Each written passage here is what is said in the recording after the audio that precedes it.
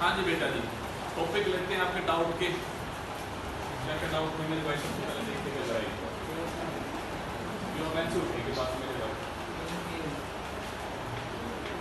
सबसे पहले एक वर्ड को समझो बेटा।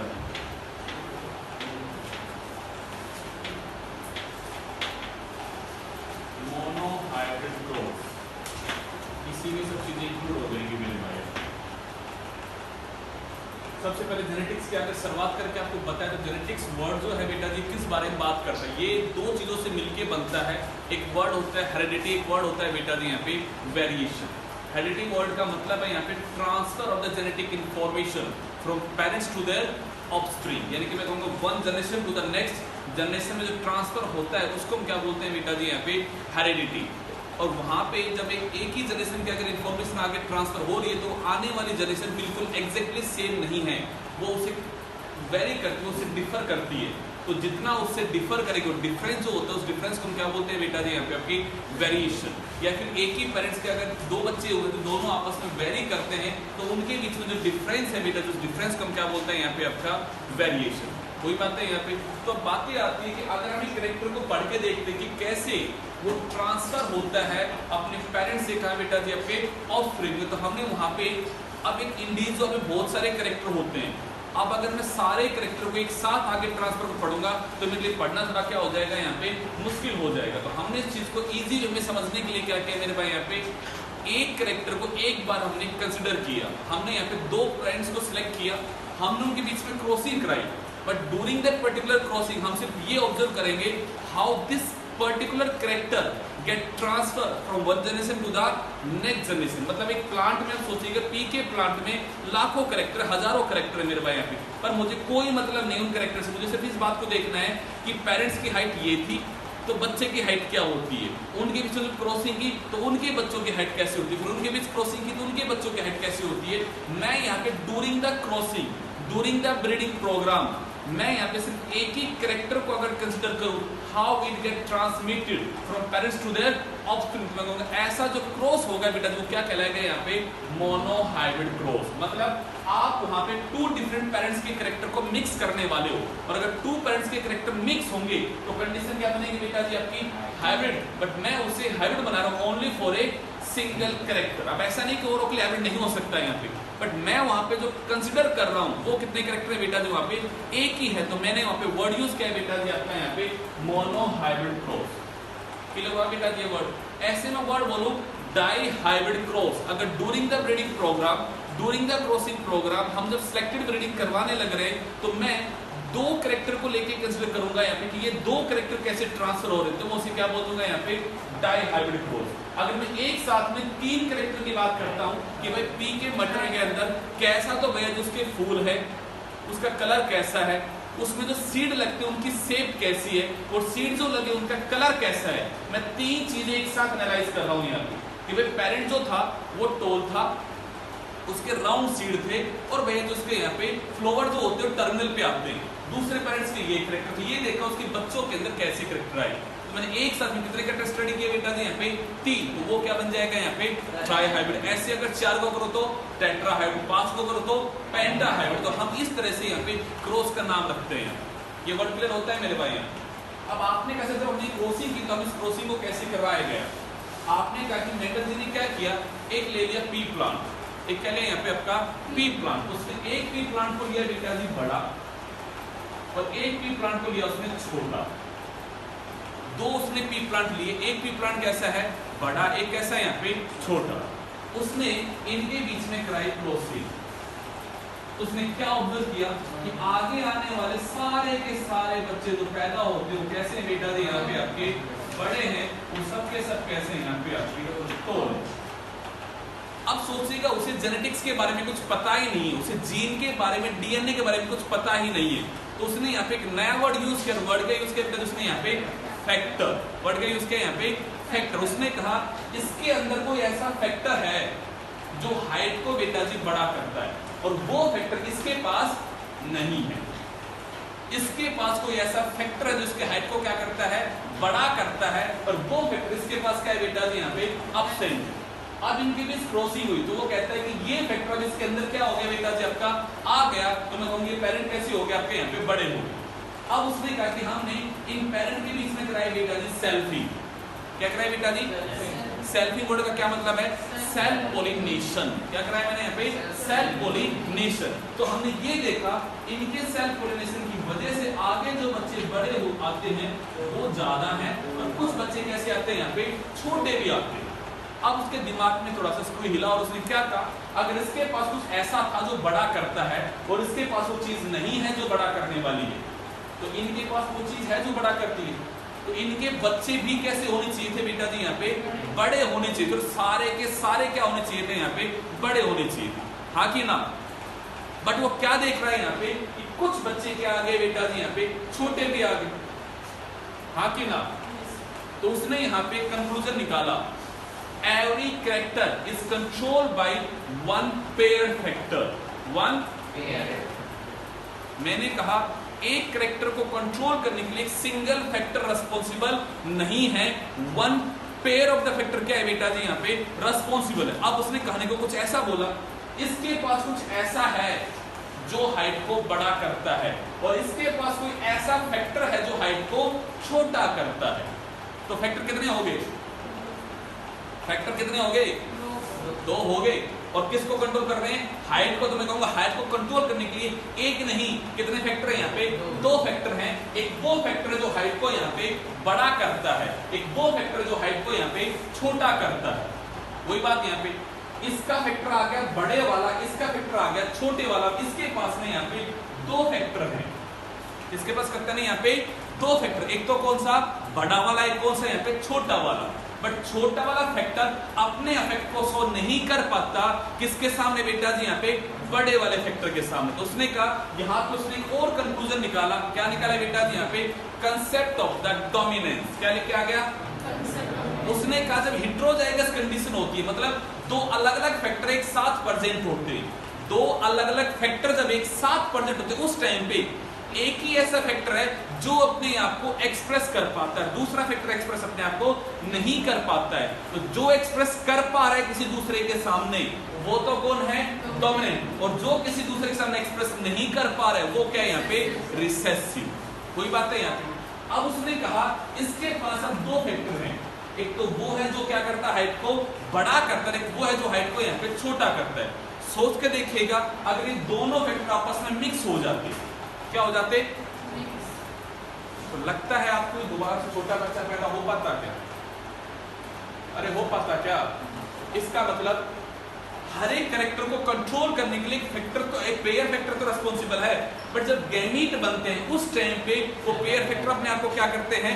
अलग अलग कर लेते हैं, सेपरेट कर लेते हैं। Gamete can only one factor out of the pair factor. Pair में कितना है बेटा जी? यहाँ पे एक ही फैक्टर है, दोनों कभी आगे ट्रांसफर नहीं होते। उसने यहाँ पे थर्ड लाइन बोल दी बेटा जी आपका सेग्रीगेशन ऑफ द फैक्टर। क्या बोला उसने यहाँ पे? क्या कहती है ये लाइन बेटा जी यहाँ पे? During the gamete formation, the paired factor get separate out and one gamete contain only one factor, either dominant, either recessive. हुआ मेरे भाई यहाँ पे बात? तीन बात समझ में आई यहाँ पे? अब पॉइंट आता है सर ये हमने जो पेरेंट सिलेक्ट किया है उसके बारे में बात करते हैं। अब ये प्लांट भी टोल है और ये प्लांट भी टोल, इन दोनों टोल में डिफरेंस क्या है?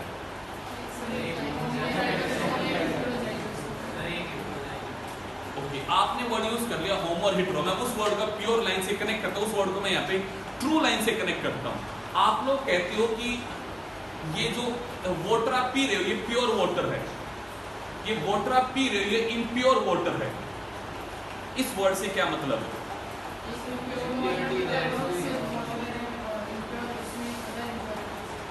आपने कहा वो प्योर है, मतलब वो जिस चीज से बना है वो चीज उसके पास, हमें जो दिख रहा है वो वैसा का वैसा, उसमें उसके अलावा कुछ और चीज नहीं है।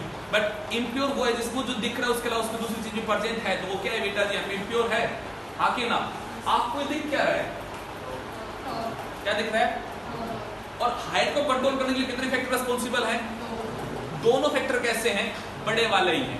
दोनों फैक्टर कैसे हैं? तो मैं कहूंगी ये भैया जी प्योर चीज है, जो दिख रहा है वही इसके पास क्या है? यहाँ पे फैक्टर है। ये दिख कैसा रहा है? कैसा दिख रहा है? बट क्या इसके पास सिर्फ टॉल वाले फैक्टर हैं? कैसे फैक्टर हैं? स्मॉल स्मॉल वाले भी, तो मैं कहूंगा कि जैसे दिख रहा है वैसे इसके पास सारे फैक्टर वैसे नहीं है। Out of the pair factor 1 तो क्या है बेटा जी यहाँ पे बड़े वाला, एक क्या है यहाँ पे छोटे वाला, तो मैं कहूंगा इसके पास दो अलग अलग चीजें हैं। तो मैंने कहते हैं ये क्या है बेटा जी यहाँ पे आपका इम्प्योर है। क्या ये आपका यहाँ पे, अब इन दो चीज को आपस में कंपेयर करो, ये वर्ड क्लियर होगा दिमाग में मेरे भाई। यानी कि मैं सिंपल सा वर्ड बोलूं, अगर आप ऐसा कोई प्लांट सपोज कीजिएगा, ये प्लांट यहाँ पे टोल है, आप इस प्लांट के यहाँ पे कराते हो सेल्फिंग। क्या कराते हो? का ही मतलब इस वर्ड का सेल्फ पोलिनेशन।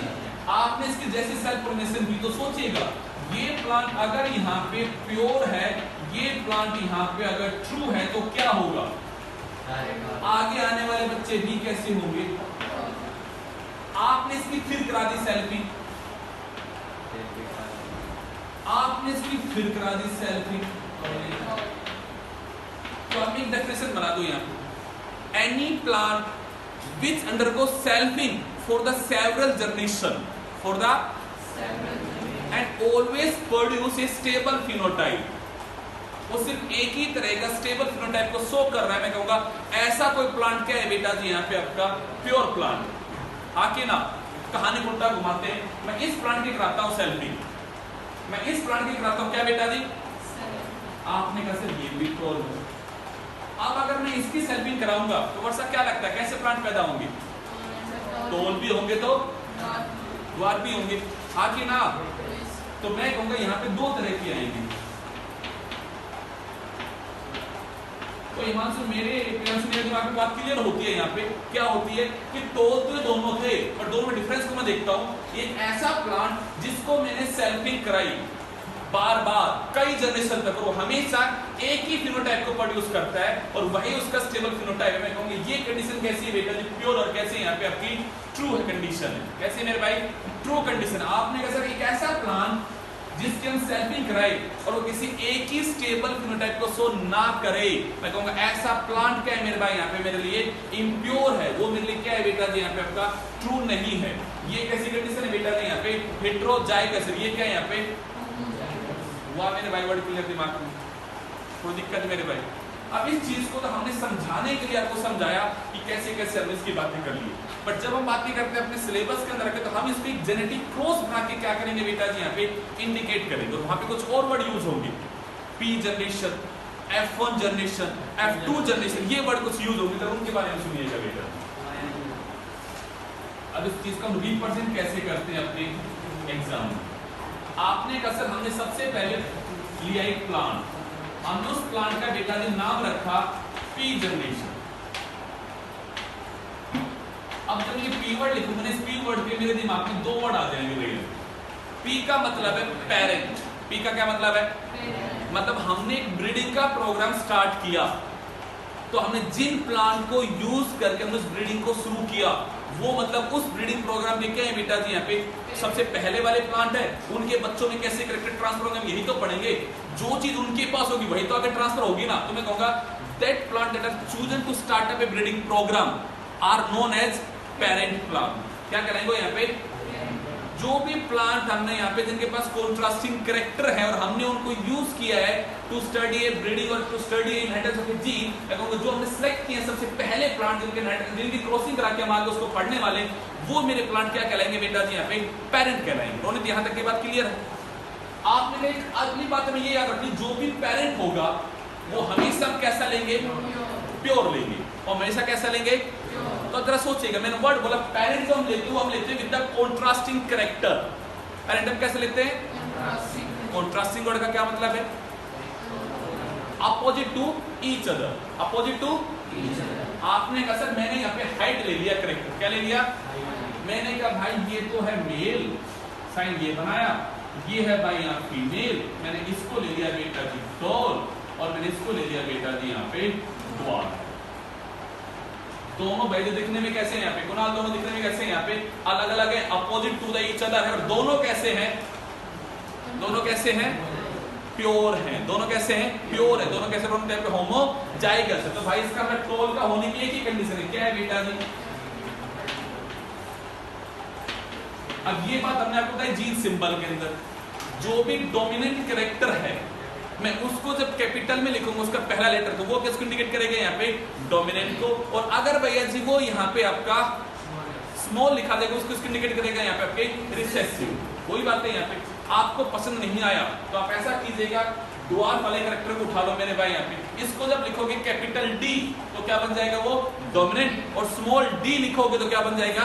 रिसेसिव। ऐसा कोई रूल नहीं है दुनिया में कि आपको हमेशा डोमिनेंट कैरेक्टर का ही पहला अल्फाबेट लेना है। आप चाहो तो डोमिनेंट कैरेक्टर का उठाओ, चाहे यहाँ पे रिसेसिव कैरेक्टर का उठाओ, बट उठाना उस कैरेक्टर का एक अल्फाबेट है मेरे भाई यहाँ। कोई बात है यहाँ पे, जैसे आपके एनसीईआरटी बुक में एक क्वेश्चन करवा रखा वॉयलेट और शायद व्हाइट का लेके, शायद एमसीक्यू के अंदर एनसीईआरटी के टेक्स्ट बुक में पहला ही क्वेश्चन है, जरा खोल लीजिएगा एक बार उसको।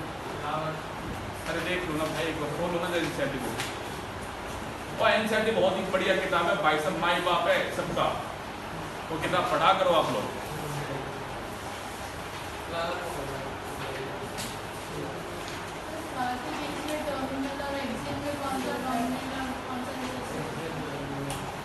टर्मिनल देखो मेरे क्वेश्चन को देखना जरा एक बार, क्या लिखा पहला क्वेश्चन? एक वॉयलेट को उसने क्रॉस कराया व्हाइट से, ठीक है, और फिर क्या बोला है?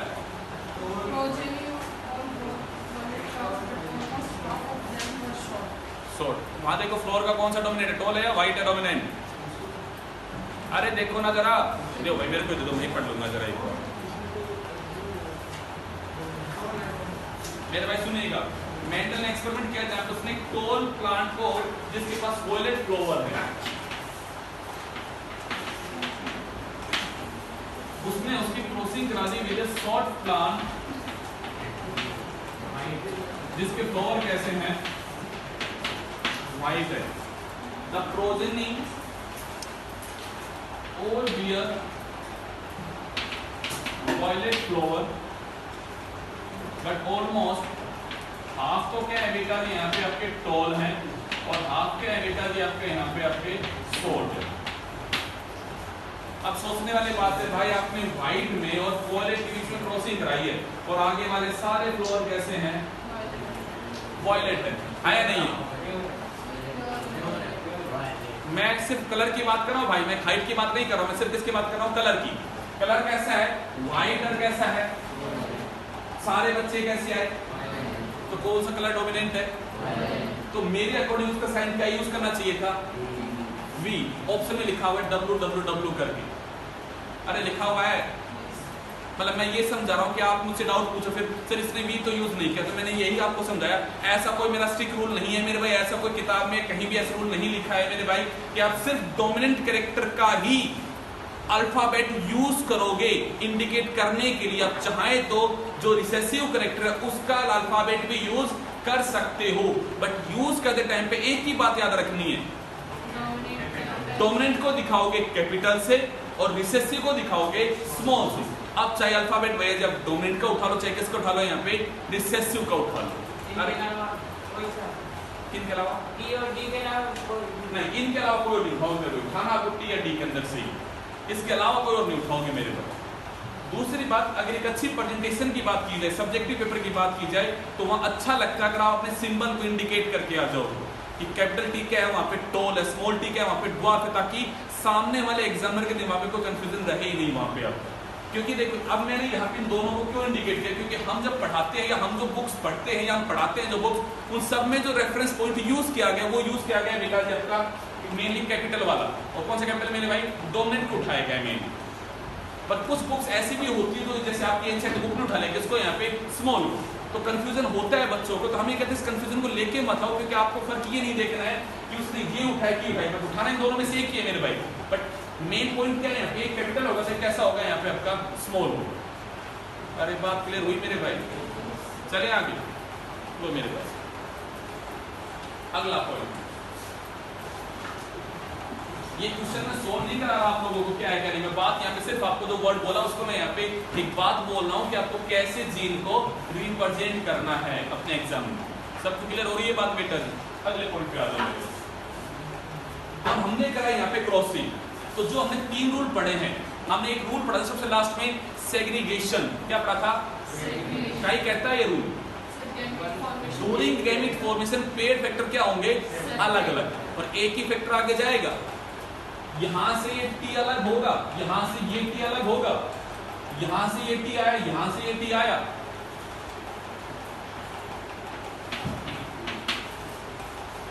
सेकंड बात हमें क्या बोली थी? Concept of the dominance. क्या कहता है यहाँ पे कि जब अलग अलग टाइप के फैक्टर बैठे हुए हैं तो एक फैक्टर अपने आप को क्या कर पाता है? एक्सप्रेस, और दूसरा एक्सप्रेस नहीं कर पाता। जो एक्सप्रेस करता है वो कौन है? डोमिनेंट है। जो एक्सप्रेस नहीं करता वो क्या है? तो मैं कहूंगा यहाँ पे सारे प्लांट कैसे हैं?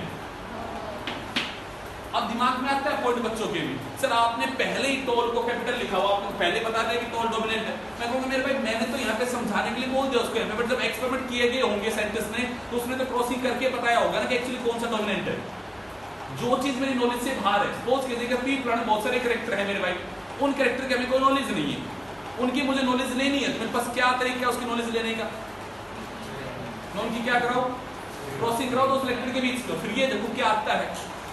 फिर पॉइंट आता है दिमाग में बच्चों के में, सर ये कैसे पता लगेगा आपको कि वो प्योर है कि इम्प्योर है? तो उसके लिए मैंने आपको एक नई बात बताई। कौन सी बेटा जी? यहाँ पे टेस्ट क्रॉस। क्या बताई मैंने?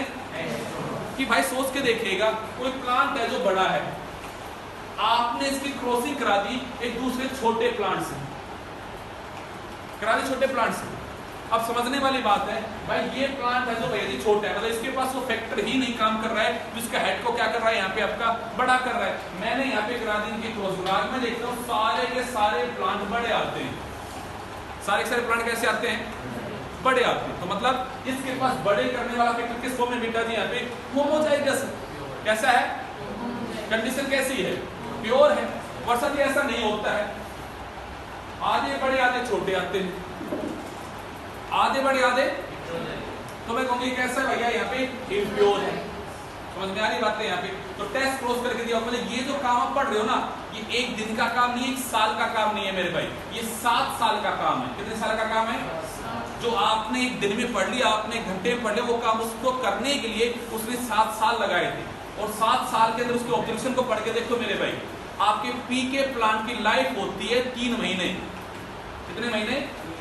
यानी उसने एक साल भर में 4 बार ग्रो कर लिए होंगे भैया जिसने पी प्लांट को, और फिर उसने ये काम 7 साल तक किया। तो उसने 1 या 2 प्लांट को ग्रो करके उसने रूल नहीं बना दिए, उसने रूल बनाने के लिए बड़ा ही लंबा टाइम लिया है। अरे हाँ या ना? जब उसने एक धारणा बनाई कि ऐसा ऐसा मैं ऑब्जर्व करूं, फिर उसने लगाया प्रोबेबिलिटी का रूल कि इनकी क्रॉसिंग रूल को जितने बच्चे ऐसे ऐसे आने चाहिए, फिर उसने उनको करा के देखा, फिर वो सही स्टिक बैठी वो बात वहां पे। तो उसने कहा भाई ये रूल मेरे क्या हो रहे सारे सारे यहाँ पे लागू हो रहे हैं रूल सारे यहाँ। तब जाके उसने अपनी बातों को क्या किया था? पब्लिश किया था। फिर भी लोगों ने उसे पागल कहा था। 7 साल मेहनत करने के बाद भी लोगों ने उसकी बात को नकार दिया था। मैं किसकी बात कर रहा हूं? उसके मरने के 16 साल बाद उसे कहा गया था फादर ऑफ द जेनेटिक्स, क्योंकि मरे हुए इंसान को नोबेल प्राइज नहीं मिलता है, इसलिए उसे नोबेल प्राइज नहीं मिल पाया। तो उसे एक हमने नई उपाधि दे दी, किसकी मेरे भाई? फादर ऑफ द जेनेटिक्स की। 1884 में तो वो मर गया था, 1900 में वापस से रीडिस्कवर हुआ था। 1906 में पहली बार वर्ड आया था जीन। कब आया था पहली बार वर्ड जीन? जोहानसन जी ने पहली बार वर्ड दिया था 1906 में, जबकि वो फैक्टर नाम से इंडिकेट कर चुका था। भाई कब आपका यहाँ पे बात है आपके यहाँ पे? उससे पहले वो सब 1856 में जोहानसन 1856 में सब बातें बोल चुका था मेरे भाई यहाँ। हाँ जी, उसकी बात करेंगे, थोड़ी देर रुक जाओ, उसकी बात पे भी आ जाते हैं। हाँ जी, पॉइंट पे आ जाओ मेरे भाई। ये सारे प्लांट कैसे हैं? उसने इनकी करा दी क्या है मेरे भाई? सेल्फी। तो जरा सोच के देखो, आपने अगर इसकी सेल्फी करा दी तो मतलब क्या है बेटा जी? यहाँ पे इस तरह की बात करवा दी आपने। यहाँ पे आपने अगर सर यहाँ पे लगा होगा सेग्रीगेशन का रूल, तो गैमीट बनने वाले प्रोसेस को देखें तो क्या हुआ होगा? ये टी अलग होता है, ये टी अलग होता है। तो इसी तरह ये टी अलग होता है, ये टी भी क्या होता है? अलग होता है। आपने कहा सर हमने फिर पता लगाया अबाउट द F2 जनरेशन, तो हमने उसके लिए बनाया बेटा इस तरह से एक स्क्वायर बॉक्स, और हमने स्क्वायर बॉक्स में एक सर में लिखे बेटा जी मेल के गैमेट। मान लेते हैं कि हमने मेल माना है, तो हमने यहां लिख दिया उसके गैमेट। इसको हमने माना फीमेल, तो उसके क्या लिए बेटा जी यहाँ पे ये वाला। अब पॉइंट बताइएगा, आपका पी का प्लांट तो बाइसेक्सुअल है, कैसा है? फिर उसने एक को मेल माना, एक को फीमेल, कैसे माना होगा? यस वेरी गुड, चीजों को कनेक्ट करो मेरे भाई, प्लांट रिप्रोडक्शन को जोड़ो वहां पे आके मेरे भाई। आपने पढ़ा है कंट्रोल हाइब्रिडाइजेशन, क्या पढ़ा है? उसके 3 स्टेप पढ़े आप लोगों ने, क्या मेरे भाई? इमस्कुलेशन, bagging and dusting of the pollen grain. सही बात है। सोचो ये प्लांट में 2 फूल है, मैं भैया जी क्या करूं, एक का भैया जी क्या उड़ा दूं, यहाँ से एंथर को उड़ा दूं तो प्लांट क्या बन गया? खाली उसमें स्टिग्मा बच गया, उसमें पिस्टिल बच गया, वो क्या बन गया? फीमेल बन गया। अरे क्या बन गया? फीमेल।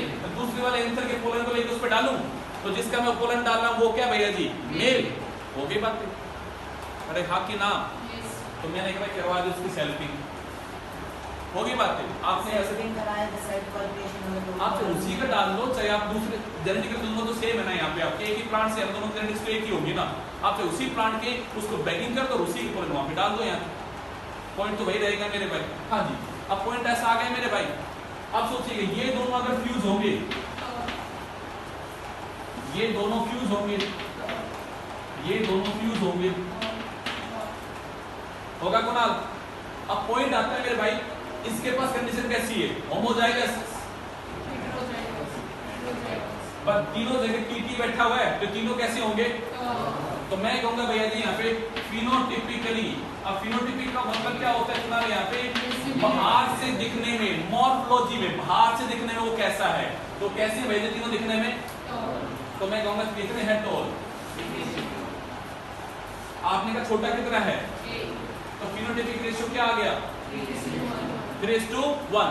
बट अगर मैं जेनेटिकली बात करूं तो इसका जीन कंपोजिशन कैसा है? होमोजाइगस। इन 2 जनाब का कैसा है? और इस जनाब का? तो मैंने कहा homozygous toll, heterozygous toll, homozygous ratio, वैसे एक ही होना उसका, कोई ना बातें। ये रेशियो क्या कहलाएगा कुणाल यहाँ पे?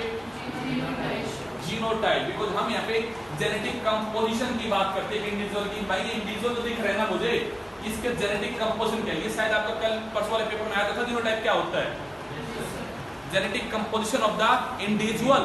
कि भाई ये प्लांट आपको बड़ा दिख रहा है, कैसा बड़ा है? होमोजाइगस बड़ा है, ये बन गया उसका जीनोटाइप।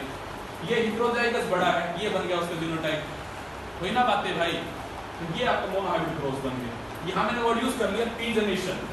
पी जनरेशन की जब क्रॉसिंग होती है तो उनके बच्चे जो पैदा होते हैं उनको क्या बोलते हैं बेटा जी? F1 generation. F1 जनरेशन जब क्रॉसिंग की तो उनके जो बच्चे पैदा होते हैं उन्हें क्या बोला? F2 generation. उनके बच्चों को F3। ऐसे चलती रहेगी बातें भैया जी आपके आगे, हाँ कि ना? ये कहानी है मेरे। अरे हो गया। ये क्रॉस कैसा है? इसके बिहार पे 3 भैया जी बन गया हमारे दिमाग में कंक्लूजन। क्या क्या भैया जी? Every character is controlled by one paired factor. Out of the paired factor, one is dominant, one is recessive. During the gamete formation, paired factor get separated. 3 बातें समझ में आ गई हमारे भैया जी।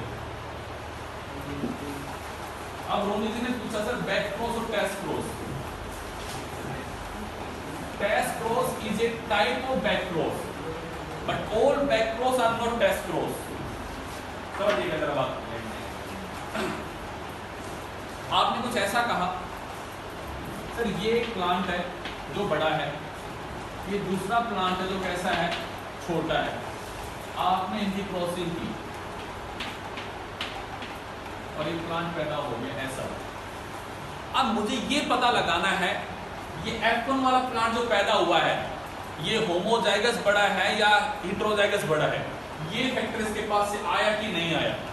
कहीं ऐसा नहीं कि इसके दोनों फैक्टर इसी के आए हो, क्योंकि हमने एक लाइन बोली कि पेड़ फैक्टर अपने आप को क्या करते हैं? अलग अलग करते हैं। तो मुझे F2 में तो क्योंकि छोटा बच्चा पैदा हो रहा है तो मुझे समझ में आ रही है बात यहाँ पे, पर मैं यहाँ पे मैंने एक क्रॉस चेक करना चाह, अपने आपको बैकअप फाइल तैयार करना, आपको चेक करना चाह कि F1 कैसा है, क्या ये दोनों आए हैं या यहाँ भी ऐसा सेपरेशन होता है नहीं होता है?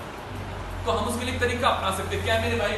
मैंने इस वाले की क्रॉसिंग करा दी या तो इस पेरेंट के साथ हूं, या मैं इसकी क्रॉसिंग करा दो बेटा दी इस पेरेंट के साथ हूं, करा दे क्रॉसिंग। अब आपने जब इसके साथ क्रॉसिंग की तो क्या हुआ होगा? आधे तो आए टोल और आधे कैसे आए? द्वार।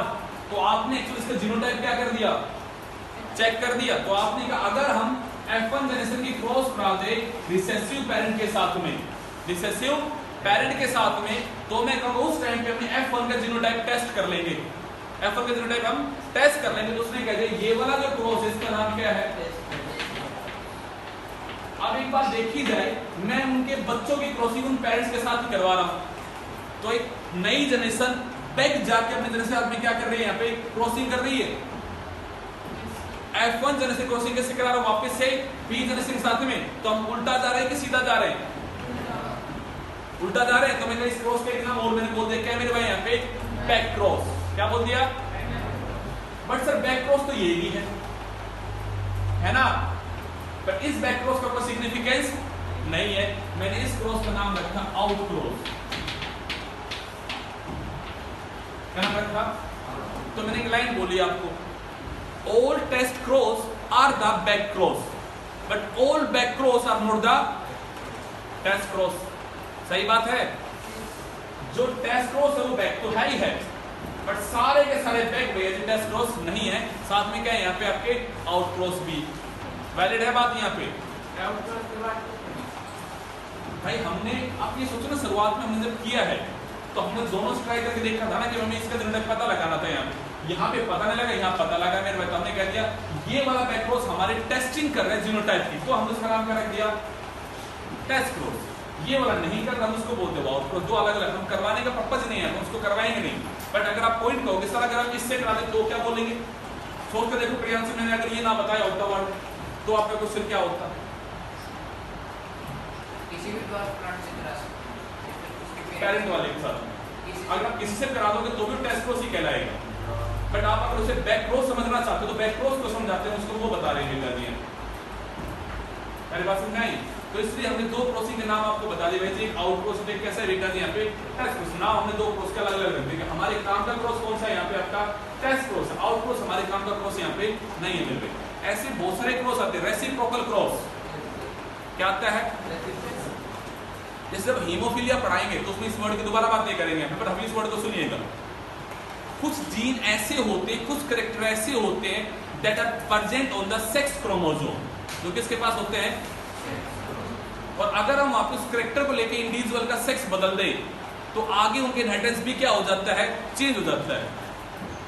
मैंने क्या बोला समझ में आया, एग्जांपल लेके समझ लेते हो, बात क्लियर हो जाएगी। जरा सोचिएगा, आप यहां पे ले रहे हो ह्यूमन बीइंग का एग्जांपल ले लेते हैं मेरे भाई। आपने कहा सर ये फीमेल है, आपने कहा सर ये मेल।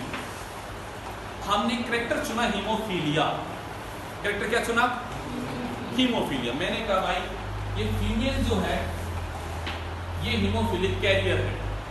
क्या है ये, और अच्छी लाइन बोलते हैं, ये हीमोफीलिया हो रहा है इस फीमेल को। क्या हो रहा है इस फीमेल को। और ये मेल कैसा है, मेल कैसा है, नॉर्मल। क्या होता है,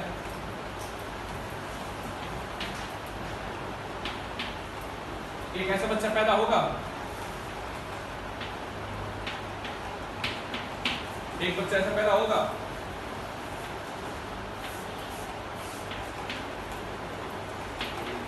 एक ऐसा होगा,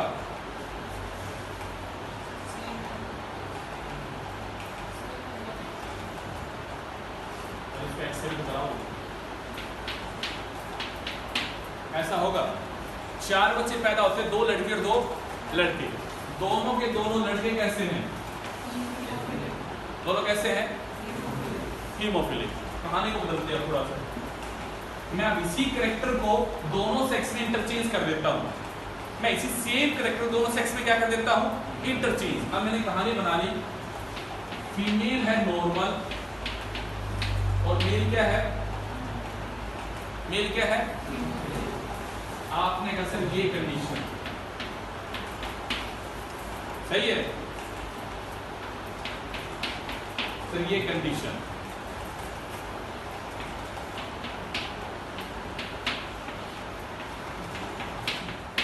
एक भी बच्चा इन्फेक्टेड पैदा हुआ नहीं, आपने उसी कैरेक्टर को सेक्स में इंटरचेंज कर दिया तो रिजल्ट भी क्या हो गया, चेंज हो गया। तो इसका मतलब ये कैरेक्टर किस सेक्स में है उससे इनहेरिटेंस क्या होने वाला है बेटा जी, अफेक्टेड होने वाला है, हाँ कि ना। थोड़ा पर्दा हटाओ। मैंने कहा वो कैरेक्टर किस सेक्स के पास है, मेल के पास है या उससे उस कैरेक्टर का इनहेरिटेंस क्या होता है, अफेक्टेड होता है। क्या होता है? सही बोला। अब मेंडल जी ने भी करवा के देखा, क्योंकि लोग भैया जी उसका अपोज करेंगे कि प्लांट उसने मेल को बड़ा लिया है, फीमेल को छोटा लिया है, तो कहीं फीमेल सेक्स का हाइट में कोई योगदान तो नहीं है, कहीं इस हाइट का योगदान उस फीमेल सेक्स के साथ तो नहीं जुड़ा है। तो उसने इस कैरेक्टर को क्या कर दिया, उसने क्या किया, उसने दो क्रॉस कर दिया ऐसे। उसने कहा भैया जी पहले मैं मेल को लेता हूं, जो मेल है बड़ा और फीमेल क्या है, अब मैं सेक्स के अंदर इस कैरेक्टर को क्या करता हूं, इंटरचेंज करता हूं। उसने केस को बदल दिया।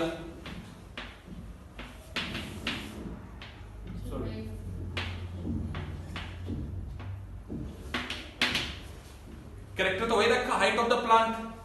कैरेक्टर क्या रखा, पर वो हाइट का कैरेक्टर उसने सेक्स में क्या कर दिया, और उसने ये देखा अब भैया जी F2 का क्या रेशियो आता है, अब यहां क्या रेशियो आता है। उसने क्या देखा, दोनों जगह रेशियो कैसा आया,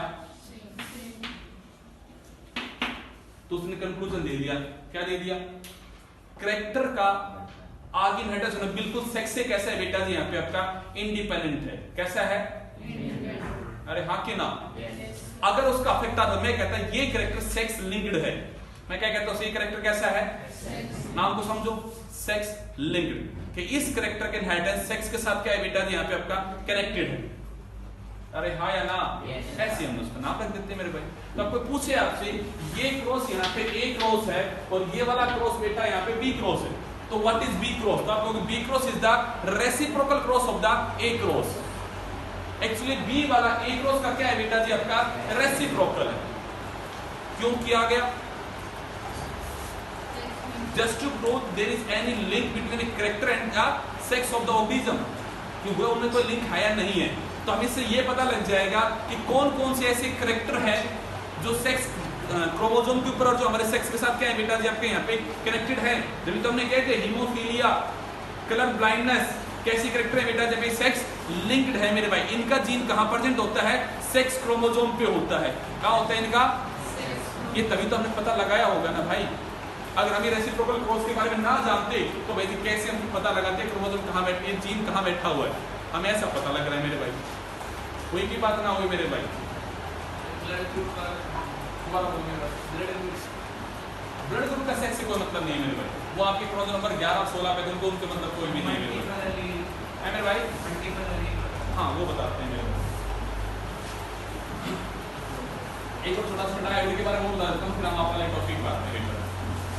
एक और बंदा है बता देता हूँ आपको। जी हो गया क्लियर आपका, एक आपने कहा डायबिटीज, तो उसकी बात उठा लेते हैं। अभी हमने बात की यहाँ पे एक ही कैरेक्टर के इनहेरिटेंस के, मैं किसकी बात करूं बेटा जी यहाँ पे दो कैरेक्टर की, तो वो क्रॉस क्या बन जाएगा। आप एग्जांपल उठा लेते हैं भैया जी यहाँ पे कि सर ये है मेल जनरेशन में, कुणाल क्या ले लिया बेटा जी आपके यहाँ पे पी जनरेशन, हमने कैरेक्टर ले लिया कि वो बड़ा है और उसके सीड कैसे है बेटा जी, राउंड है। आपने कहा पी जब भी लेंगे कैसे लेंगे बेटा जी, कॉन्ट्रास्टिंग लेंगे, तो ये अगर बड़ा है तो यहाँ कैसा ले लो बेटा जी, छोटा। ये अगर राउंड है तो ये कैसा है, रिंकल्ड। हुआ क्रॉसिंग राइट, तो क्या होगा, इस पी और टी में से एक आया होगा, इस पी और टी में से एक आया होगा, इस आर और आर में से एक आया होगा, इस आर आर में से एक आया होगा। ये जो पैदा होता है वो क्या हो गया, F1 हो गया, हो गया। आपने कहा सर यहाँ ये पी इसमें भारी पड़ा तो ये कैसा है, टॉल। ये आर इस आर में भारी पड़ा तो ये कैसा है, यही ना पड़ा कंसेप्ट ऑफ डोमिनेंस के अंदर आपने। तो मैं कहूँ ये वाला जनाब कैसा है, अरे कैसा है ये, है ऐसा, करा दो इसकी क्या मेरे भाई, और साथ ही हमने करा दी इसकी सेल्फिंग। अब यहाँ पे एक नया रूल आता है, रूल क्या आता है, लॉ ऑफ इंडिपेंडेंट। क्या कहता है ये, इस पेयर फैक्टर का अलग होना, इस पेयर फैक्टर का अलग होना इससे बिल्कुल कैसा है बेटा जी आपका यहाँ पे आजाद है। ये दोनों पेयर जो फैक्टर हैं बेटा जी, they are independently following the law of the segregation. ये क्या करे बेटा जी यहाँ पे इंडिपेंडेंटली फॉलो कर रहे हैं किसको मेरे भाई, लॉ ऑफ द सेग्रीगेशन को। लगाओ जरा कंसेप्ट, इस पीओटी को अलग करो, ये अलग। अब इस आर की मर्जी है ये यहां जाए क्या ये फिर यहां जाए, इसका जरा इसके साथ कैसा है बेटा जी, आजाद है, कोई दोनों में एग्रीमेंट नहीं है मेरे भाई। आपने कहा सर इस टी के साथ ये भी तो जा सकता है, इस टी के साथ ये भी तो जा सकता है, और अगर इंडिपेंडेंट का कंसेप्ट लगता है तो मैं कहूंगा इस टाइम पे भैया जी आपके यहाँ पे गैमेट कितने टाइप के बनेंगे बेटा जी? आपके 4 टाइप के बनेंगे।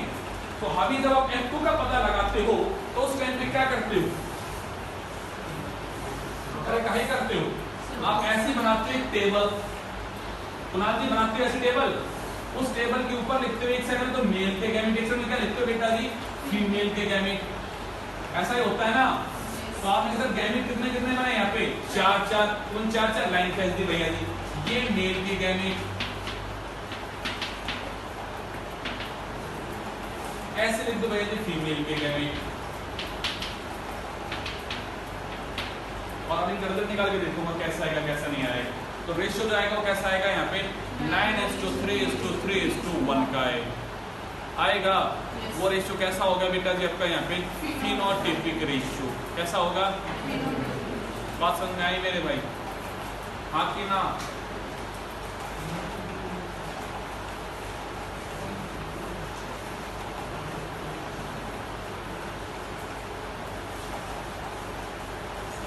कुल मिला के मेंडल से भेजे 4 बात याद रखना।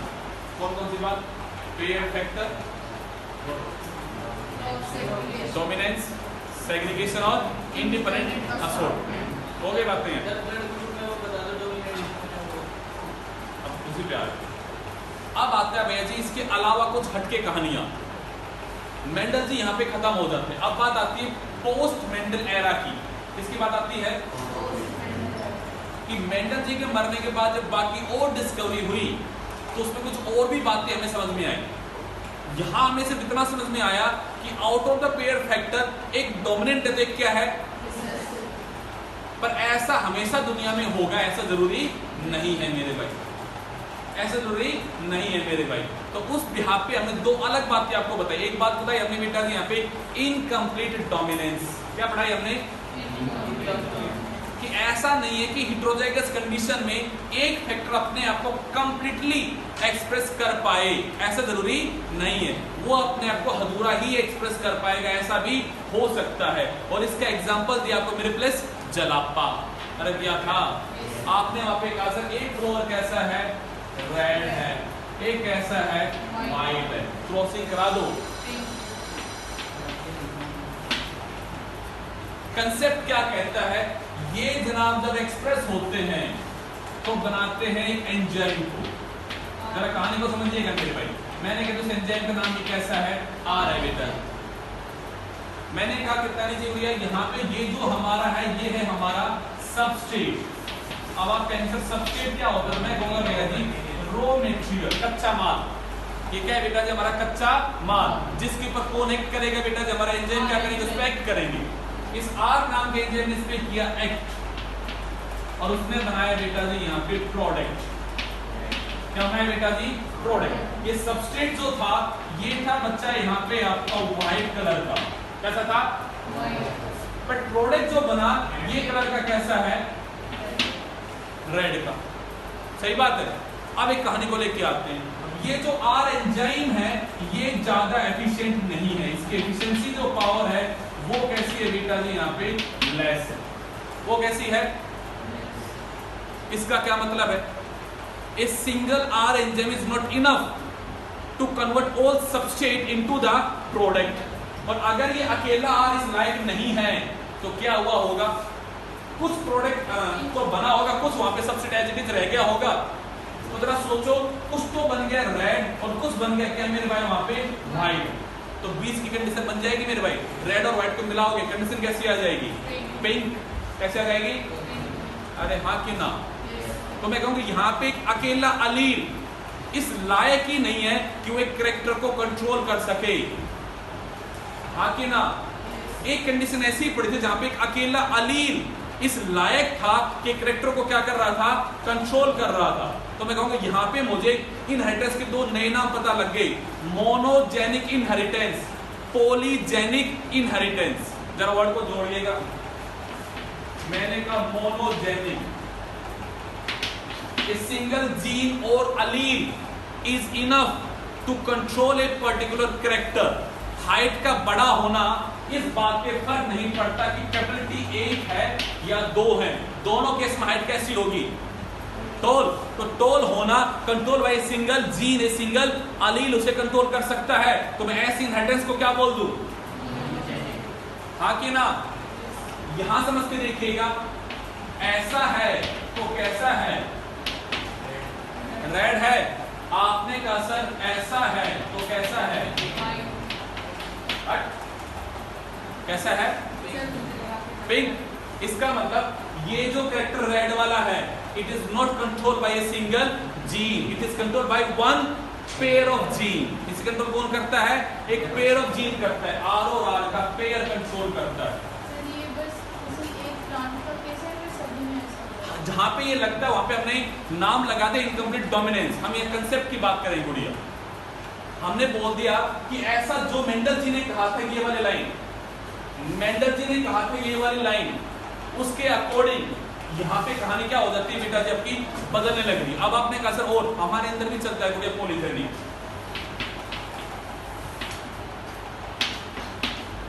हमारी हाइट का होना, कि जो पॉलीजेनिक ट्रेट, हमारी स्किन का कलर, ऐसा नहीं ना गोरा या काला दो ही तरह की वैरायटी है, ऐसा होता है क्या, उसके बीच की भी तो वैरायटी है ना। हमारी हाइट का होना, हमारे स्किन के कलर का होना, हमारा बॉडी मास का होना, this all are the polygenic trait. ये सब के सब कैसे हैं, हम हाइट की बात करें पी प्लांट में, बड़ी या छोटी, ह्यूमन बीइंग में ऐसा नहीं होता या तो बड़ी है या फिर छोटी है, बीच की भी कंडीशन है मेरे भाई, वहां पॉलीजेनिक लगता है वर्ड। अरे वाह,